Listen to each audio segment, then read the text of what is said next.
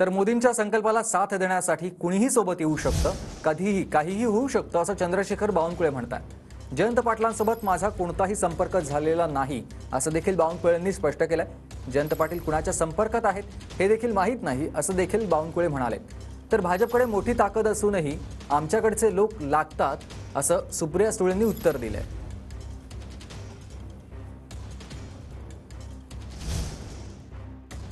जयंत पाटीलजी यांच्यासोबत माझा कुठलाही चर्चा नाही। त्यांनी कुठेही पक्षाच्या येण्याकरता ना कोणाशी संपर्क केला आहे ना माझ्याशी बोलले आहे। मला वाटतं काही कपोलकल्पित बातम्या असतील असं मला वाटतं।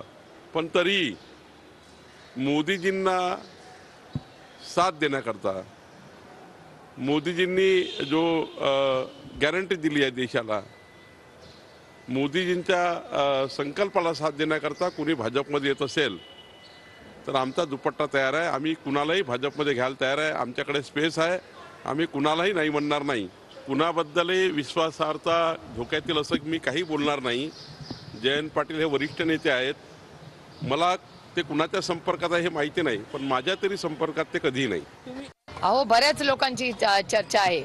म्हणजे माझ्याबद्दल चर्चा असते, रोहितबद्दल चर्चा असते, आव्हाडांबद्दल असते, देशमुख साहेबांबद्दल असते, जयंत पाटलांचं, सगळ्यांबद्दल चर्चा रोज असते। म्हणजे तुम्ही विचार केला पाहिजे की जेव्हा 200 आमदार, 300 खासदार, एवढी मोठी ताकद असली तरी त्यांना आमच्याकडचे लोक लागतायत, हवेत, याचा अर्थ आमच्यामध्ये काहीतरी गंमत आहे ना, काहीतरी टॅलेंट आहे ना। त्याच्याशिवाय एवढी मोठी ताकद असताना त्यांना आमच्याकडचे जे काही आम्ही छोटे राहिलेलो आहोत पक्ष, त्याचीच हवे हवेसे वाटतायत ना। म्हणजे काहीतरी दम आहे ना उसमें।